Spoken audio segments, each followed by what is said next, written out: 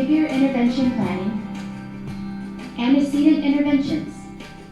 Pretzel, good job! Look. Each of these children are very unique and have a very different set of problem behaviors. But they all have one thing in common. They each need a behavior intervention plan.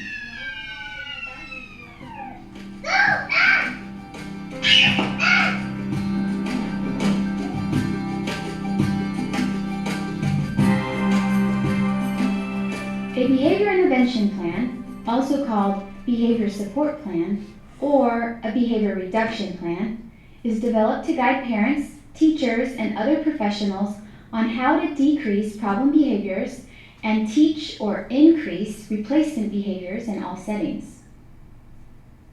A behavior intervention plan is needed when the parents and team determine that behaviors that interfere with learning or impede social skill development need to be addressed and ultimately reduced or eliminated.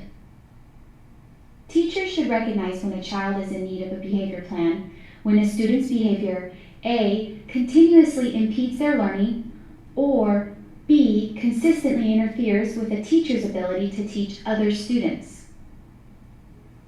Most of the time, the behaviors are exhibited in many other environments and across many persons. When a behavior plan is developed, everyone who maintains a professional or personal relationship with that person needs to be specifically trained to implement the plan. Behavior plans need to be implemented consistently in order for them to be effective in decreasing the behaviors of concern.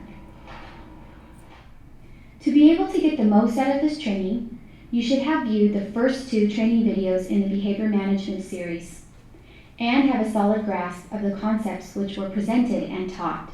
Training video 1 discusses behavior, positive and negative reinforcement and punishment, the principles of reinforcer effectiveness and extinction. In the second training, we learned about behavior definitions, selecting target behavior, the functions of behavior, and what steps to use in performing a functional behavior assessment, and how to analyze and make hypotheses from the information gathered in the FBA. This training will focus on developing behavior plans from information gathered in the functional behavior assessment. We will be learning about interventions that have been supported by research to be effective for specific functions of behavior. This training is an overview of evidence-based behavior interventions. If you are interested in more specific training on these strategies, you can view trainings in the Verbal Behavior Training Series and in Evidence-Based Behavior Interventions Training Series to extend your learning on these concepts. Let's start by reviewing what the functions of behavior are. When we say function, we mean the reason or the purpose that the behavior is demonstrated. The function or purpose of a behavior is usually to gain some sort of positive reinforcement or negative reinforcement. In other words, people engage in behaviors in order to get something that they want or to escape or avoid something that they find aversive. Some behaviors are to get attention from others.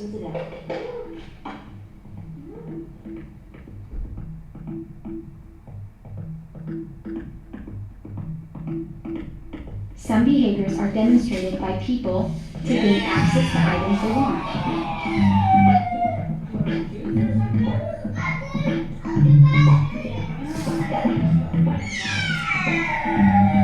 Other reasons people engage in behaviors may be because the individual receives reinforcement from the action itself, such as in the case of self-stimulatory behaviors.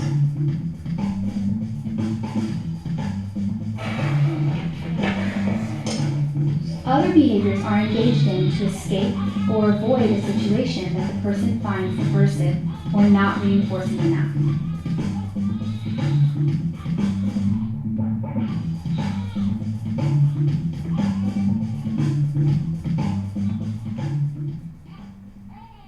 To review, what are the functions of behavior? To gain attention, to gain an item or an activity, to get self-stimulation, to avoid something, or an aversive situation. Behaviors may look the same or very similar, but if they have different functions, then the intervention could be totally different for two different children. Cameron's tantrums may produce an entirely different reinforcer than Levi's tantrums. Therefore, their tantrum behaviors may need very different behavior plans or interventions. It is also rare for a behavior to have a single function. Therefore, a single behavior could look the same but share multiple functions. A functional behavior assessment found that Levi engaged in self-injury for several functions. Levi engaged in the behavior to gain access to items or people, escape an undesired activity, and to gain social attention. What does a behavior intervention plan look like? Although the look of the behavior plan may vary, there are certain components that should always be included in the plan. The first component is to identify the target behavior that you are trying to eliminate or decrease. Remember, you must give a measurable and observable behavior definition or operationally define your behavior. We learned how to do this in the last training, functional behavior assessment. Next, you will review your data from the FBA data you collected and determine which setting events and antecedent conditions that are evoking or triggering the behavior, and then list them in the plan so that everyone is aware of the antecedents. Then you will determine the functions which may be maintaining the behavior. These functions will drive your intervention, so to speak. Then you will list out antecedent interventions, replacement interventions, and consequent interventions used to decrease the likelihood that the behavior will occur again in the future. The plan should have the intervention strategies written out and described. These behaviors should be operationalized so that everyone can understand how to use the intervention. Lastly, the plan should specify how you're going to measure progress to make sure the plan is working or not working, and if the behaviors are decreasing. All decisions that are made in regards to the behavior plan should be based on objective data and documentation. All of the following are part of the behavior plan except the target behavior, antecedent interventions, all interventions previously used that failed, or consequence interventions and replacement behaviors. An individual is in need of a behavior plan, intervention plan if their behavior impedes their or another's ability to learn, the parents and teachers are fed up with the individual's behavior, the child is diagnosed with autism or related disorders, the teacher has no training in behavior management. If their behavior impedes their ability to learn or someone else's ability to learn. Perfect. You got it.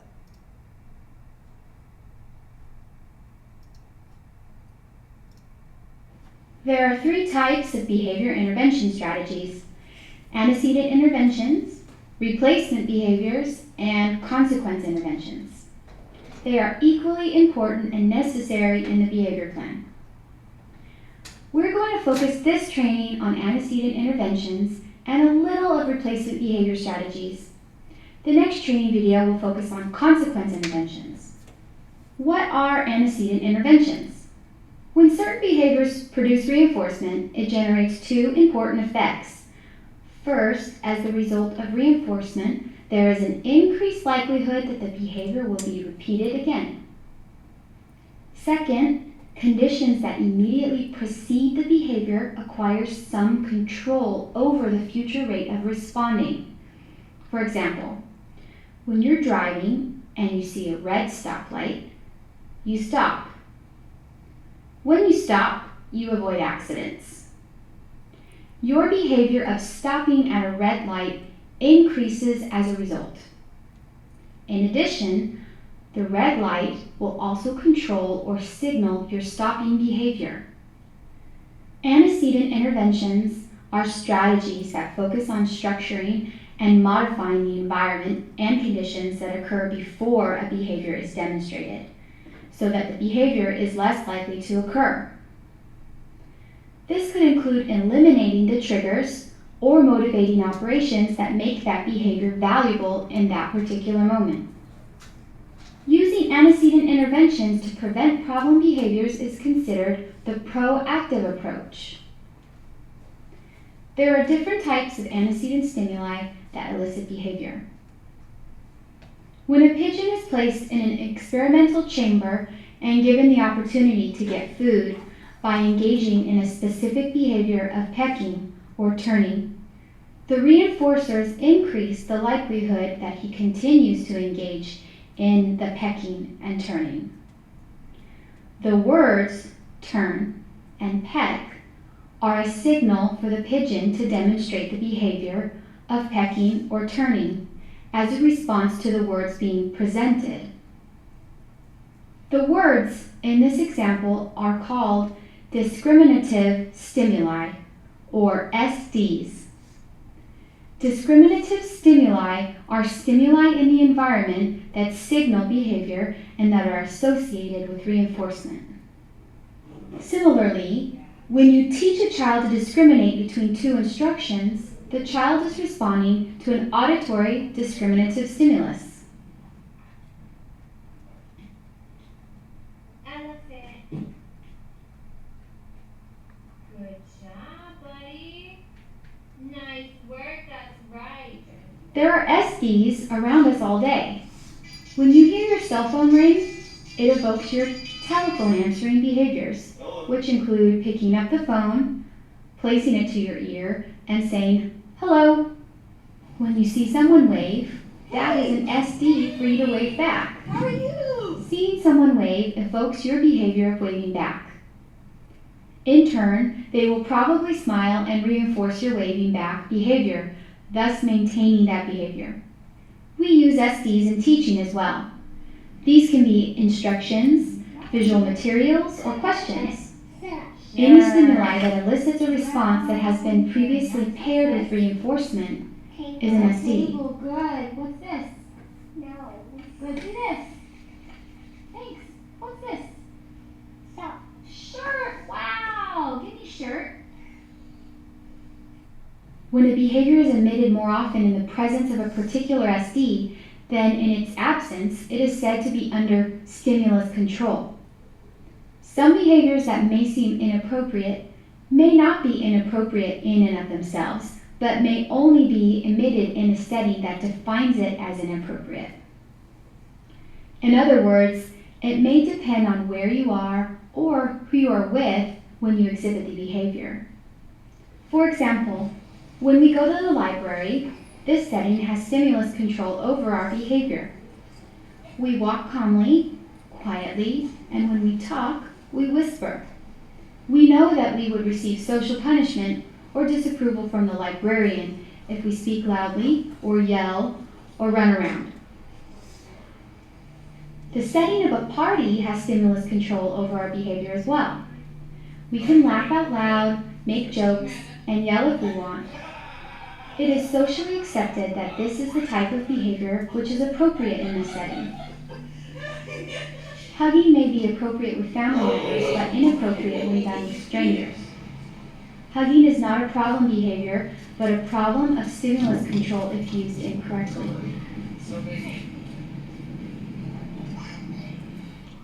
Settings can have specific stimulus control, so can objects and people. Certain people may evoke specific behaviors in others due to the history of reinforcement. For example, when Leo sees his Uncle Dave, he runs and jumps on top of him. He has learned that this behavior has been reinforced in the past, so seeing Uncle Dave signals this behavior. It's common for a class of students to goof off when the teacher is not around, but as soon as she walks back into the class, the student's behavior changes by merely the presence of the teacher being there. Perfect students or stimulus control? You decide.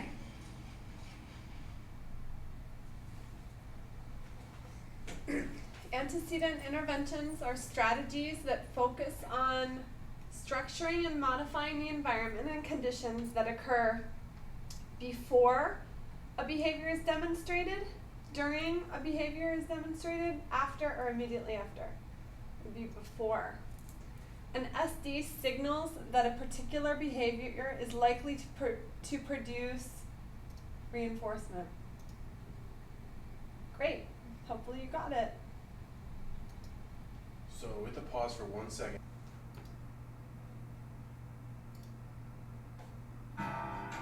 Setting events are the stimuli in the environment that do not necessarily happen immediately before the behavior occurs, but still affect the probability that the behavior may occur. Here are 5 examples of common setting events that influence behavior. Number 1, medications. Medications can be a determining factor in many instances to why certain behaviors may be occurring. Make sure you are up to date on the current medications the person is taking, how much and how it might affect his or her behavior. Number 2, sleep. How much a person slept the night before could influence behavior. Many people with autism have sleep cycle irregularities. Many children with autism will get up in the middle of the night and do not go back to sleep. Number 3, diet. What and the amount of what the person has eaten can influence behavior as well. In many developmental disabilities, there are those who have food sensitivities and allergies that may affect how they feel. When someone is not feeling well, problematic behaviors may increase. Number 4, daily schedule. How predictable activities are and how often the person has a chance to make choices are 2 aspects that have been shown to influence behavior. If these abilities have been altered in any way, they may increase problematic behavior. 5, how stimulating the environment is. If the environment is not stimulating enough or the environment is too stimulating, these factors may set the stage for problematic behaviors. Some events can make a behavior more likely to occur because it can make a particular reinforcer more valuable at a particular time. These events are called motivating operations. For example, if you have completed your morning run, water might be particularly valuable to you at that particular moment compared to other moments in the day. At that moment, there are a set of behaviors that are more likely to occur because they will most likely produce a reinforcer. Engaging in behaviors which produce a glass of water are more likely to occur after you have engaged in physical activity and have been deprived of water. Another example of an MO is being cold. Being cold is a motivating operation for what behaviors? Any behaviors that will get you warm. You are more likely to engage in jacket finding behaviors or behaviors that will result in your body temperature rising. Pain is also an MO. This MO will elicit any behavior that will decrease pain, such as searching for aspirin or ice or rubbing your head. In a behavior intervention plan, it will help to understand what situations are MOs for the problem behavior.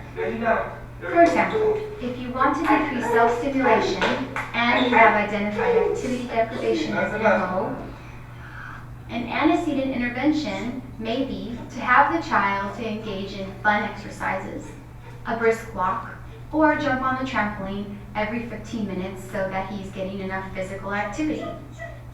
This alone may substantially reduce the self-stimulatory behavior.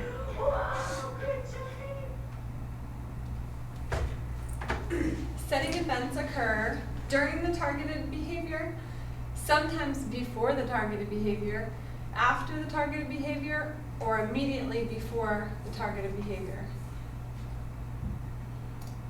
Sometime before. MOs make a particular reinforcer blank at a particular time. More valuable. Great.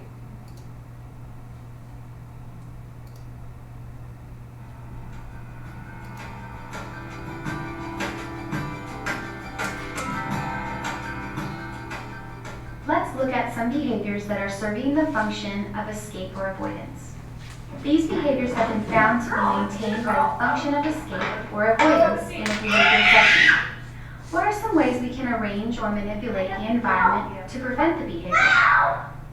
Escape behaviors come in many shapes and sizes, but some common escape behaviors are running away, tantrums, crying, screaming, self-injurious behaviors, ignoring instructions, verbal threats, and aggression. What are some reasons individuals would want to escape from a situation or activity? Maybe something scares them about the activity and has been unpleasant in the past, or paired with an aversive event. Kaden, come do your homework, please. Maybe they anticipate a long period of no I reinforcement. said now. Maybe it's too overstimulating or understimulating. If you understand what is causing the student to avoid or escape, you can manipulate the variables which trigger or evoke the behavior in order to make the behavior less likely to occur in the future. Many individuals with autism have a difficult time transitioning from one activity to another. Some also have difficulty with unexpected changes or transitioning to novel activities or areas. Many who struggle with these situations can benefit from enhanced predictability measures. One technique is the use of a visual schedule. A visual schedule could help them know what to expect during the day and when they get access to their preferred activities. A visual schedule is a set of pictures or words that communicates a series of activities or steps of a specific activity. If the person has an interactive visual schedule, it could give them a sense of control, predictability, and choice over their activities.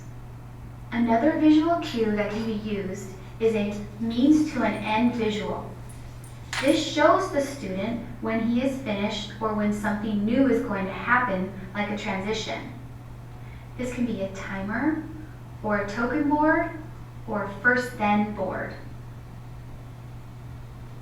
Timers can tell a student when he or she is done, or to announce a transition. You can use a token board or list to show when a task is complete by filling up the board or crossing off the list.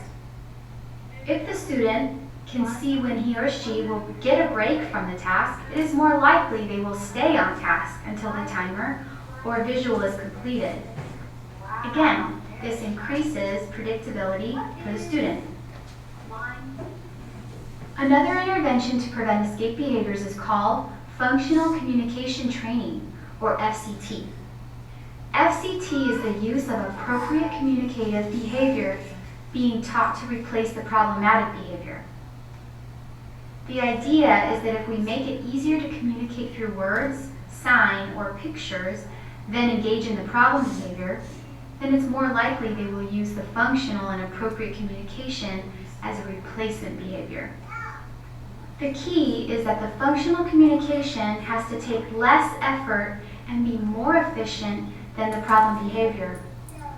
We will talk more about this when we discuss differential reinforcement in the next training. Visual schedules specify when the reinforcer is available and how motivated they will be by that item, when the reinforcer is not available, when the problem behavior will occur or will decrease all problem behavior.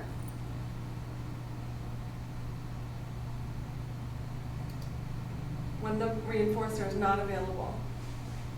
Functional communication training teaches blank to replace problem behaviors. Communication, calming techniques, sensory strategies, or consequence procedures. Great work.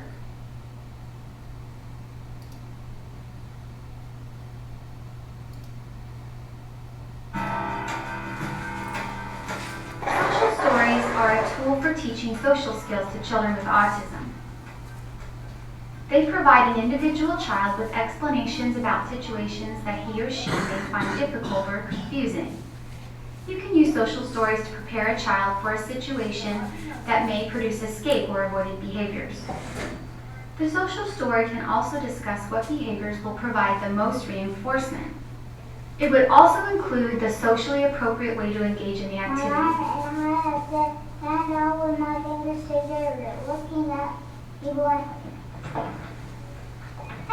thank you. Hello. What a nice day we have. My name is Scooby. My name is Jack. Hello. And I'm very pleased to meet you. And how old are you? 7 years old. You could use social stories for escape behaviors when the student is avoiding a situation that produces fear or anxiety. By smiling, saying hi, and petting him on the head. In this case, you can also pair another antecedent intervention called systematic desensitization. Systematic desensitization is a treatment that practices engaging in successive approximations towards the target behavior. This treatment is often paired with anxiety reduction exercises and positive reinforcement. Usually the inappropriate behaviors are anxiety-producing behaviors or avoidance-type behaviors, such as crying or attempting to avoid or leave the area. You would start exposing the student to a sequence of steps from least fearful to most fearful. This treatment is often used for the treatment of tolerating aversive situations, activities, or phobias. Keenan is afraid of dogs. When he sees a dog, he usually screams or cries uncontrollably. His parents avoid situations where they may encounter a dog so that Keenan isn't traumatized and so that they don't have to see Keenan engage in these behaviors. Keenan is getting older now, and his parents want to teach him to tolerate being around dogs, mostly because it is a situation that is a normal, everyday occurrence in the area in which they live. Keenan has read a social story about dogs and then taken through a series of steps to systematically increase behavior associated with interacting with dogs. Keenan was able to pet dogs in one occasion of systematic desensitization and social stories. Now he's able to play with the neighbor's puppies and take the cousin's dog for a walk. A social story with shaping was used in this video to help a child overcome a fear of the dark, reduce anxiety related to schoolwork, reduce avoidant behaviors in the presence of dogs, reduce anxiety associated with going to the doctor. It would be to reduce avoidant behaviors in the presence of dogs. Social stories can be used for social skills, self-help skills to prepare an individual for situations that produce anxiety and fear. All of the above. Perfect.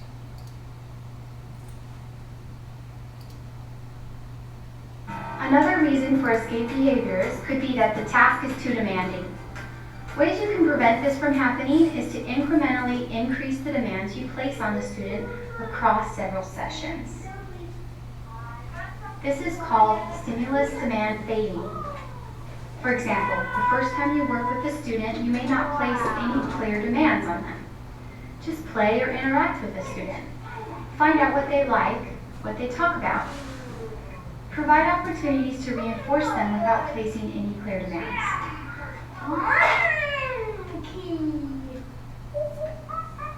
This is also called non-contingent reinforcement. Non-contingent reinforcement teaches the student to pair you with reinforcing events. Therefore, if done enough and with appropriate quantity, you will eventually become a reinforcer. This process is called pairing. It is when you have paired yourself with reinforcement and you have become the giver of all good things. The child finds you very valuable because you have always delivered much positive reinforcement and few demands. You want the student's world to get better when you are around. This will increase appropriate learning behaviors and will increase the productivity of your session. When you begin to see the child come to you and approach you and pretty much want to be with you all the time, you know you are paired.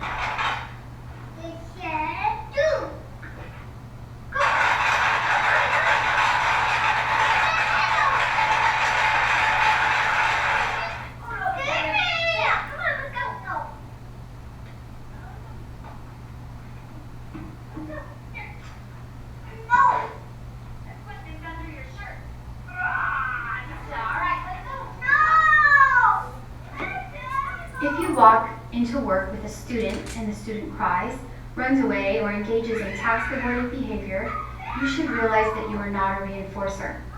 That means that to the student, his world gets worse when you are around.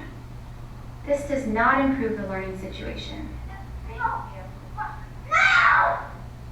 One idea is to bring a magic bag.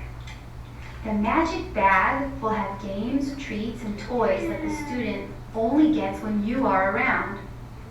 Think of it as an automatic fun dispenser.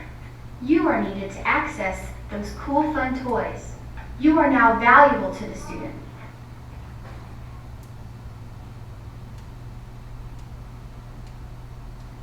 To become paired, you should deliver what type of reinforcement?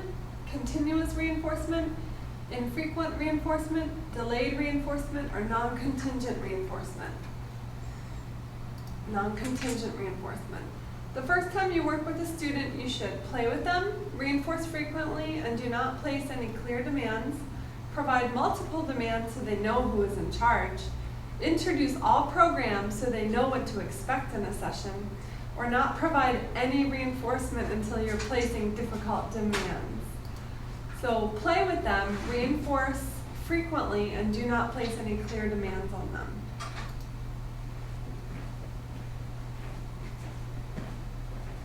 Great, good job.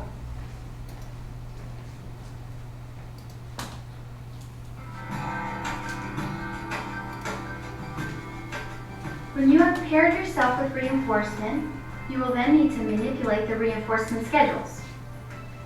In other words, you can't keep delivering reinforcement for every response forever. You will need to systematically thin your schedule of reinforcement by using variable ratio schedules of reinforcement. Let's review what variable ratio schedules of reinforcement are. Variable ratio schedules of reinforcement are when reinforcement is delivered after an average number of responses. The best example of variable ratio schedules of reinforcement is a slot machine. A slot machine only provides reinforcement some of the time. People are motivated to use slot machines because they never know if their responses will be reinforced. Hi, what is it? Wheel. You're so right. What's this? Red. Yeah, what's this called? Wheel. You're right. And what's this one called? Mixer. Yeah, and this is that? Wheel. Super smart, high five! Whoa, you get out! Have a gummy. You have a cracker. Go. In teaching a student to respond, you may reinforce on a VR5 schedule of reinforcement during work time. Sometimes you give a reinforcer on the 4th correct response, sometimes on the 6th correct response, but the average of the responses made before reinforcement is delivered equals 5. It's important to choose a schedule that is providing enough reinforcement to keep the student motivated, but not too much so that the reinforcers lose their value. If escape behaviors are occurring frequently, it is often due to the reinforcement schedule being too thin. Sometimes escape behaviors occur during difficult tasks. Who wants to do things they are not good at for a long period of time? Turn around and hold your hand. Turn around and hold your hand. Show me yawning. Say sigh. Say sigh. To decrease the likelihood of escape behavior, you can use errorless teaching. Errorless teaching is a method of instruction that is discussed in the verbal behavior training series. Errorless teaching is using proactive prompting to ensure that the student always responds correctly. Oh, you got it. Good. Where's the hot dog? Let's say hot dog. Hot dog. Oh, give me 10. Punch hot dog. That's a hot dog. The Good. prompts are systematically faded as the student's correct responding increases. Errorless teaching removes the frustration that comes with trial and error learning and error correction strategies. Using errorless teaching will prevent escape behavior and produce a more willing and cooperative student. In this example, I'm sure you noticed something about the pace of the instruction. Increasing the pace of instruction can decrease the likelihood of escape behaviors. It's simple math. If I respond fast, I get reinforcement sooner.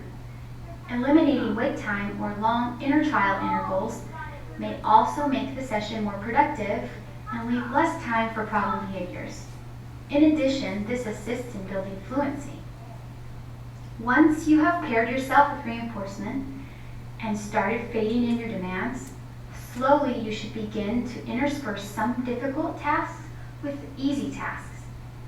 Interspersing easy and hard tasks will encourage a more willing and cooperative student and prevent frustration and escape behaviors. When anticipating an upcoming task or concept that may cause negative behavior, pre-teach the concept so that when the individual is presented the task or concept, they will be familiar with it and more successful. This is called priming.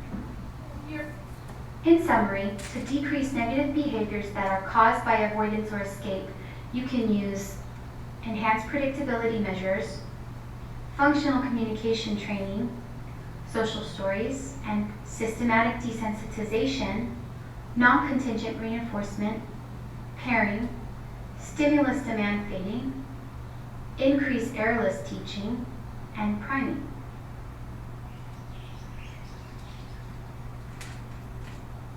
Variable ratio schedules prevent escape-maintained behavior because it occurs after a set number of responses. Reinforcement is unpredictable. The learner knows when reinforcement is coming. This is the highest rate of responding.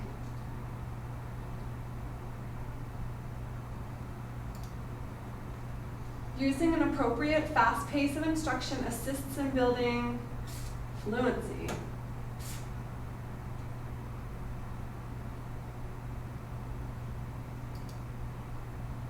Perfect. A variable ratio of reinforcement is when reinforcement is delivered after a number of responses whose average equals the predetermined number. In this way, the individual never knows when reinforcement is coming.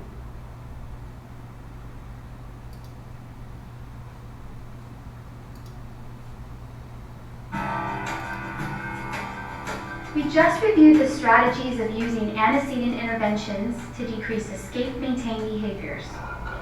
We are now going to review the use of antecedent interventions to reduce attention-seeking behaviors.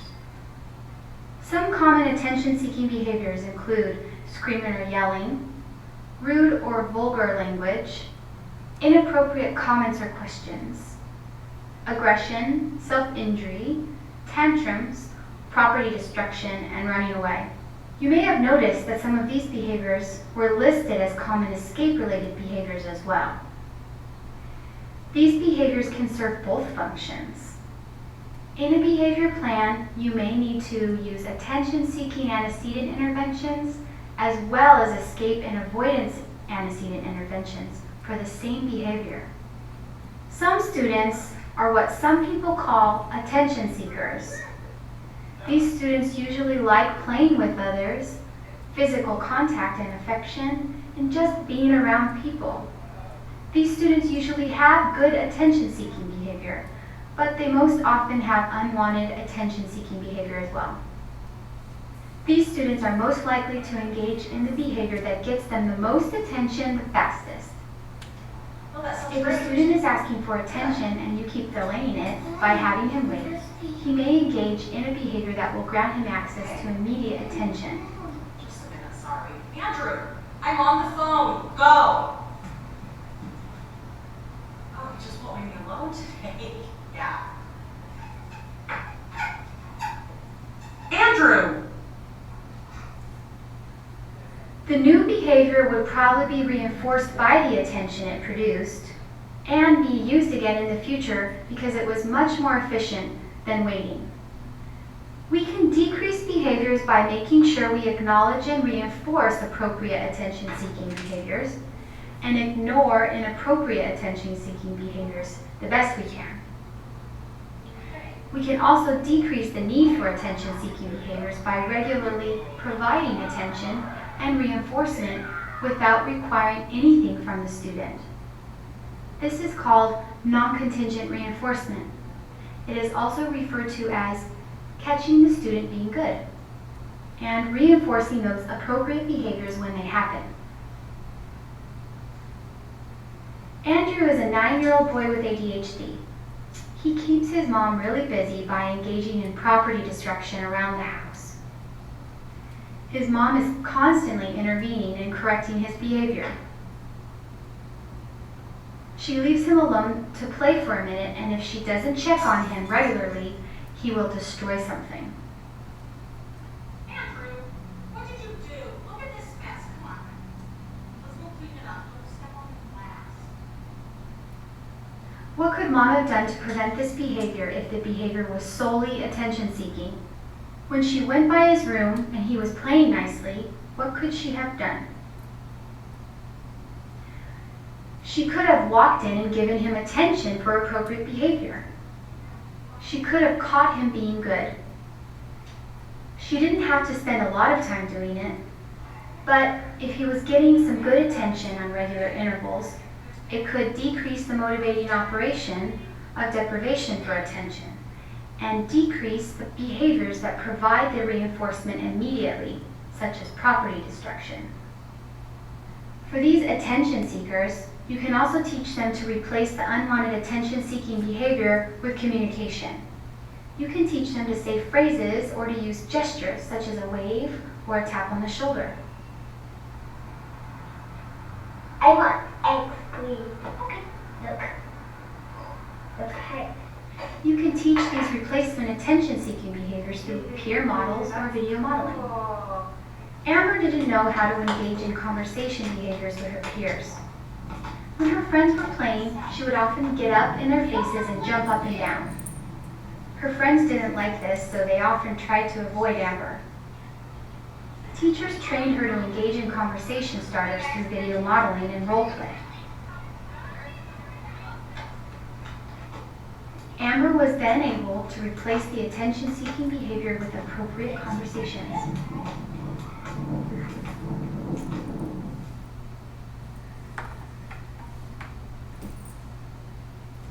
True or false? An intervention can be designed based on the topography or form of the behavior alone. False, based on the function. By catching your learner being good, you are preventing attention deprivation, teaching them that engaging in negative behaviors is the easiest way to contact reinforcement, spoiling them, or teaching new play skills.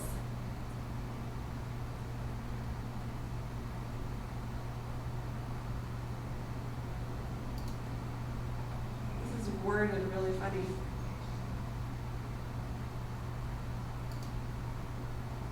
Great.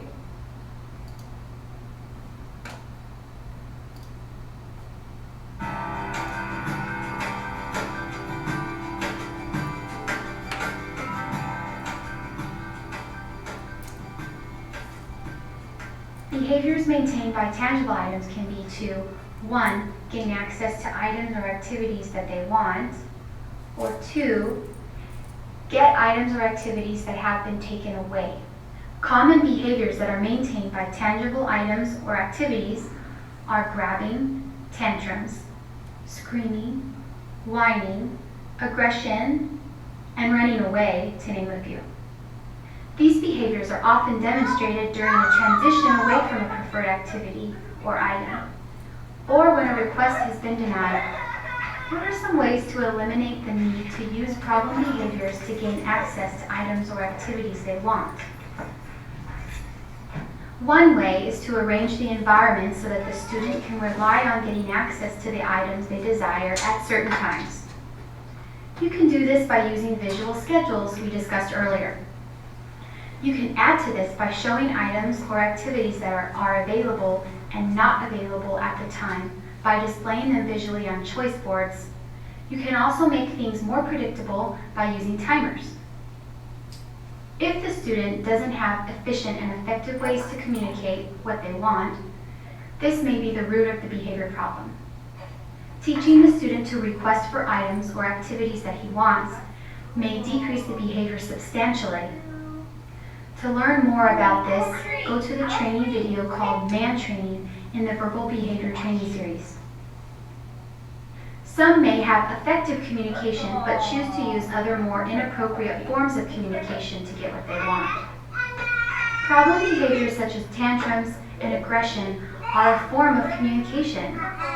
If it takes less effort and is more efficient at getting reinforcers, this behavior will be the one of choice for the student.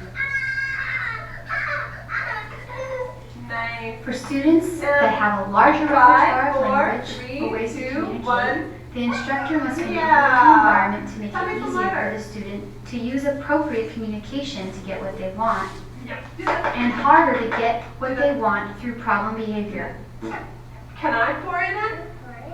Sure, you can pour it in. Yeah.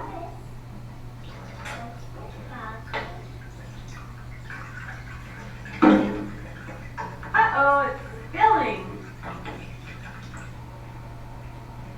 The WAIT program teaches the student to accept a denied request and wait for access to an item. There you go. The program does this by using visuals and timers. The student is taught to wait for an item or activity for incremental periods of time. This program was a big part of Levi's behavior intervention plan. Levi engaged in self-injurious behavior whenever he was denied a request or when access to an item was taken away from him. Previous to intervention, when Levi asked for something he couldn't have, his parents would say no, and Levi would fall to the ground and bang his head or slap his face with open hand. In the beginning of the program, Levi was unable to wait for even 5 seconds. We started at 1 second and then gave Levi the item he asked for and said, "Thanks for waiting." Taxi, okay, not right now. There you go. Levi learned that after he counted, he could get the item he asked for. Here's your rope. Over time, the counting was increased systematically, from a shorter amount of time to a longer amount of time, and was ultimately transferred to a timer. The timer was an SD for waiting. When the timer went off, he knew he could get access to the item.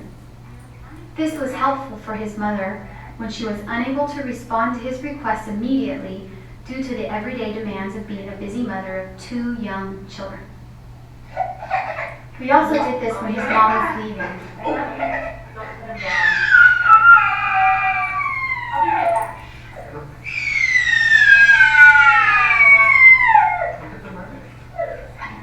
We started with Mom going around the corner, then counting or using the timer until she came back into view.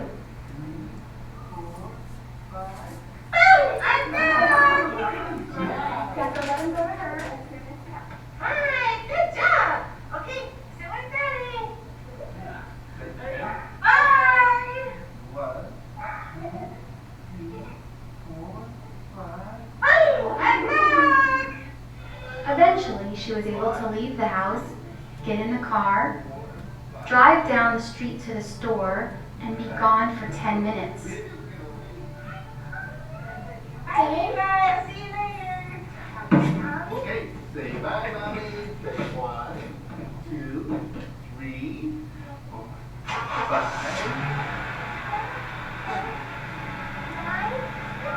Yeah, it is 10. All right. Good job waiting for Mommy. This allowed Mom to be able to go shopping without the children and without feeling guilty when she left home that Levi would self-injure himself during her transition to the car.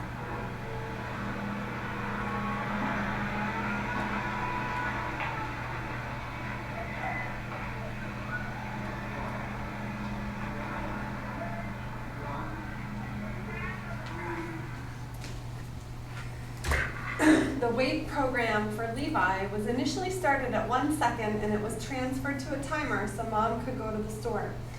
Initially started at 10 seconds and was stretched to 1 minute for all items. Initially started at 1 minute and was stretched to approximately 1 hour on the timer so Mom could go work out. Initially started at 5 minutes and was stretched to an hour. So I think they said it was initially started at 1 second and then transfer to a timer so mom could go to the store. Yep.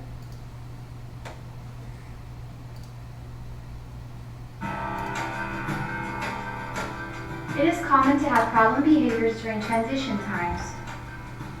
Transitions often require the student to leave a preferred activity or item. Transitions can cause anxiety because you may have interrupted something that they wanted to finish or merely interrupted a preferred activity. A transition program can help teach the student to tolerate the transition from one activity to another or from one activity to another demand when transitions arise. The transition program teaches to easily transition by reinforcing systematic steps. First, you contrive transition situations such as moving from one chair to another. You would count, and once the student reached the desired count of 5 or 10, you would reinforce with an edible reinforcer and then instruct them to return to their activity which they left. If any problematic behavior occurred during the transition, you would ignore while physically prompting them to the location and then count. If during the count they engage in a problem behavior, then the count starts over at 1. You would have the distance between the two activities very short at first, then increase your distance systematically. You would positively reinforce correct responses and put problem behaviors on extinction. You can then add in demands so that the student is then required to comply with demands. Start with 1 demand, then 2, then 3, until you are able to fade in more demands. Watch the following transition program done with Levi and transferred to other environments with his parents. All done with the car. Go sit in the chair. 1, 2, 3, 4, 5. Nice job! Go back and play with your car. Well, we're going to sit in the chair. 1, 2, 3, 4, 5. Go sit in the chair. 1, 2, 3, 4, 5. Good job, here's Candy. Go play with your helicopter. All done playing with helicopter. Go sit in the chair. 1, 2, 3, 4, 5. Go sit in that chair. 1, 2, 3, 4, 5. Come sit in this chair. What's this one? Good. What's this one? Nice job. What's this one? Good. What's this one? Good stuff. Here's a licorice. Go back and play. Woo, that was a good job, buddy. Okay, all done with the truck. Let's go sit in the chair.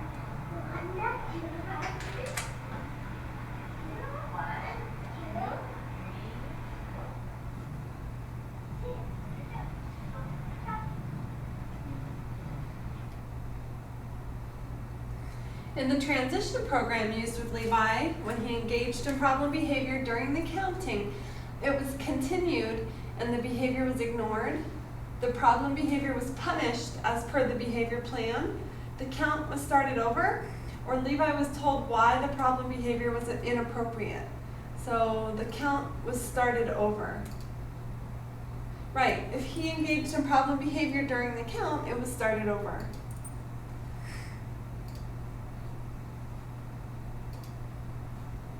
When behaviors are reinforcing in and of themselves, putting in effective behavior planning gets tricky. Have you ever gotten in the habit of cracking your knuckles or your neck? 1, it has become a mannerism or a habit. 2, it feels good and sometimes you just have to do it. Imagine putting in a behavior reduction strategy for this. This is very similar to self-stimulatory behaviors seen in people with autism or related disabilities. Self-stimulatory behaviors come in many forms. If the self-stimulatory behavior seems to happen during or after periods of sitting still or movement deprivation, then movement deprivation may be a motivating operation for the self-stimulatory behavior. An activity schedule or sensory diet may be helpful. A sensory diet is a term used by occupational therapists to describe the use of sensory activity or exercises to stimulate or calm certain sensory needs.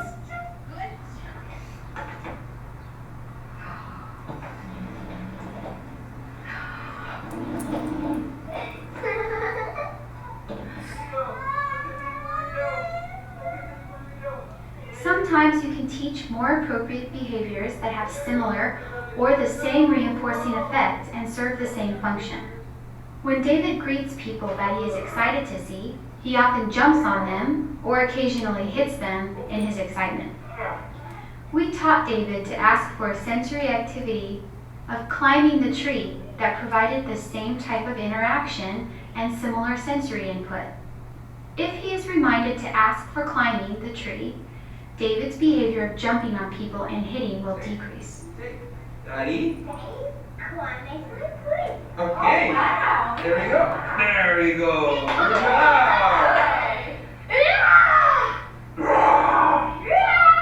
Awesome. Good job. From exercises in the last training with Joseph, Cameron, and Levi, what are some antecedent control strategies they would benefit from? Practice your skills by developing the first part of a behavior intervention plan. Write out antecedent interventions that Joseph, Cameron, and Levi's team could use to prevent problem behaviors from occurring. Now that you have learned the laws of behavior, how to define behavior, determine its functions, and utilize ways to prevent it, you can start applying these skills with your students, children, or clients. There is no substitute for real-world application. Utilize the tools we have provided for you on the resources link and go make a difference in the lives of those you serve.